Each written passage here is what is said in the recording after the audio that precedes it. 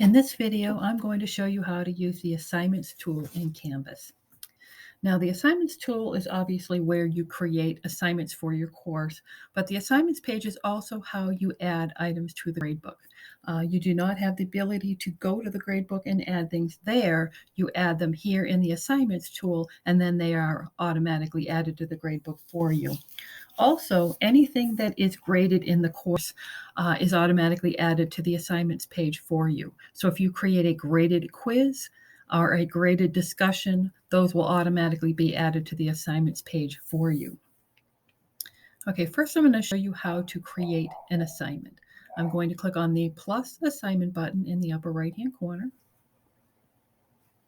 All right, I need to give this item a title. So I'm just going to call it paper 1. This is where I would add any instructions that I wanted to add on what they need to do. I can also upload a document, attach that here if I would like to. All right, how many points is this going to be worth? For the submission type, there are 4 main submission types. No submissions means they are not submitting anything to you through Canvas, or technically not turning anything in class. Online is they are obviously going to submit it here within Canvas Online. On paper means that they are going to come to class and hand something in to you.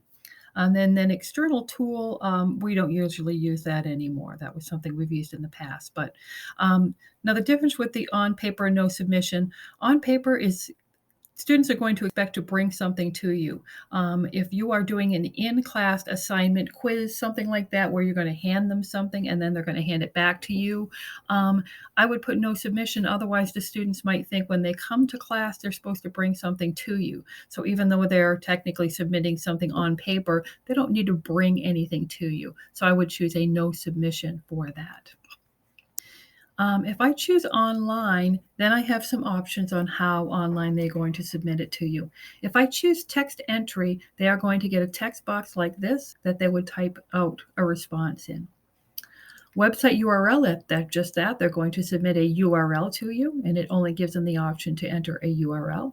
Media recording, if you'd like them to record audio or video or to upload audio or video to you as the assignment submission, you would choose that. Student annotation is basically some sort of paper that the student is then going to mark up and send back to you. And then file upload, which is used the most. You want them to upload a file to you. Now, you can also, if you choose file upload, restrict the upload file types. So if I want to make sure I don't get Google Docs or WordPerfect files or something that I can't open, I can choose restrict upload file types. It does say below, gives you an example of how you're supposed to do it. So if I only want Word documents, I could type DOC, comma, DOCX. That would limit the student to only be able to upload Word documents to me and nothing else. And since all students at SVSU can get Microsoft Word for free, it's okay to require them to submit them in that format. By default, students can have unlimited attempts, so they can upload a paper and then change it and upload something else as many times as they want to up until it's due. But if you want to limit that, you can select limited and then put the number of attempts you'll allow, 1 or 2 or whatever. Plagiarism review is if you would like to incorporate Turnitin into. You would click on the drop down, choose Turnitin, and then you would set up the Turnitin settings. Students would then submit to the assignment through Canvas. That submission is automatically sent through Turnitin, and on the gradebook page, you will see the originality score for each student's paper. All right, there's the ability to do group assignments and peer reviews for students if you would like to. The last item is the assigned section. Automatically, this is assigned to everyone. You can set your due date. So say if I want it to be due on the 31st. Available from, if I leave this blank, the item is going to be available as soon as I publish it. If I don't want students to see this until, say, like the 3rd week of class or something, that's when I would want to set an available from date. Up until the available from date, students would just see the assignment title, but they wouldn't be able to see any of the details. The until date, though, is important. Even though I have it set to be due July 31st, students can continue to submit up until the until date. So if this is blank, students can continue to submit to this all the way through the end of the semester. If I don't want that to happen, I need to make sure I enter an until date. So if I click the drop down, I can either set it to be the 31st, so it's due. The until date and the due date are the same if I don't want students to submit late. If I don't mind students submitting late, I can give them a few extra days and say set it to be maybe the 3rd. And then it is automatically set for that. So students have 3 extra days to turn it in. Students will only see the due date though, so they won't necessarily know that they have extra time. Now the add button at the bottom is if, say, you have one student that needs to turn something in late. You know that they're going to be having surgery and they're not going to be able to turn it in by August 3rd. I can click the add button. I'm giving a list of the people in the course, so I select the student that I would like to give extra time for. And then I set the new due date for this student. So this student, maybe I'm going to give an extra week. So I'll set it to the 7th, and then I'll set the until date until 3 days later, which would be the 10th. All right. And now this student automatically has a different due and until date than everyone else in the class. And you notice this has changed to everyone else. So this student has this, and then everyone else has this due date. So, and the students don't see, they only see their own due date. So the other students will not see that you gave this student an extra week. All right, and so now I am done. I am going to click the Save and Publish button if I'm completely finished. If I know I have to come back in because I wasn't sure about something, I need to add details, then I would just save, but I'm done, so I will click the Save and Publish. Now this is showing me the details for this paper one. I can see the points. It's a file upload. I can see DOC and DOCX are the only file upload types allowed. They can get 2 times, and I see the due dates for everybody. So I click back on the assignments page here. Now I can see I have one assignment called Paper 1. I'm going to show you really quickly one more. I need to have 2 to show something later. Excuse me, click the wrong button. I want to click the Add button up at the top. Okay, and say I'm going to just enter say if you have a in-class quiz, that you're going to hand them something and they're going to hand it back. And so this would be no submission. So I'm going to just title this quiz 1. I don't really have to put instructions because this is just so that I can add an item to the grade book. Maybe my quiz is worth 25 points. I will change this to no submission because they are not bringing anything to class and they are not turning anything in online. I can add a due date if I would like, but I don't need to. I don't want students to know when this quiz is going to be. I can just leave that blank. And then I will just click on Save and Publish.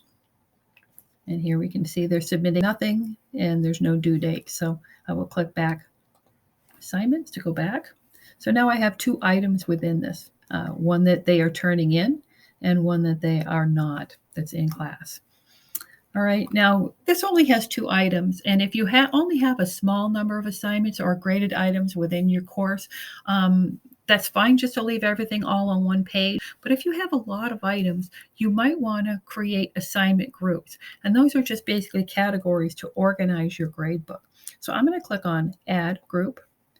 I'm going to give this a name. I have 1 paper and 1 quiz, so maybe I'll title it Quizzes, and save.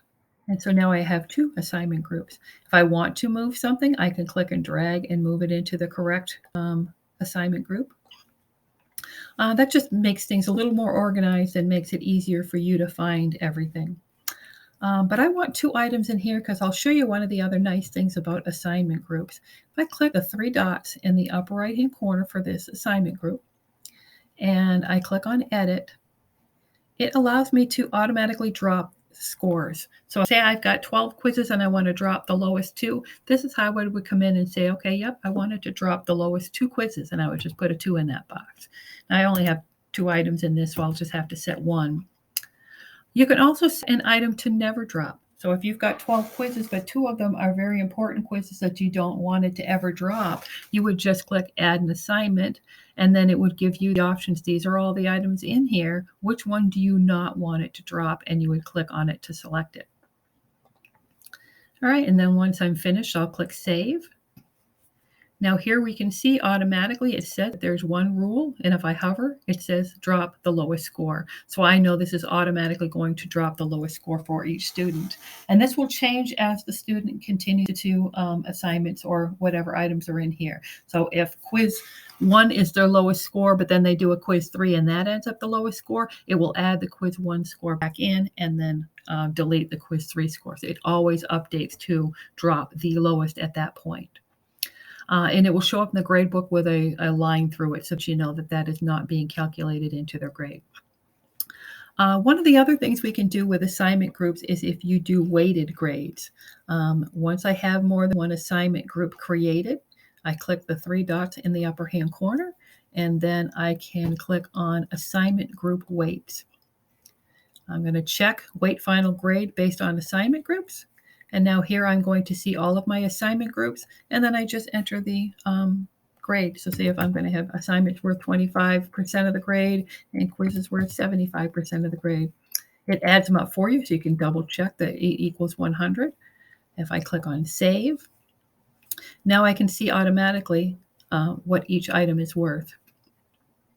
Now if I go quickly to the student view, things look a little different for students. For one thing, they do not see the assignment groups you've created. They just see upcoming assignments and undated, or they'll also see past due assignments. So they're organized for the students to make it easy for them to know what is due next. And they can show by date and they can show by type. All right, I'm going to leave the student view.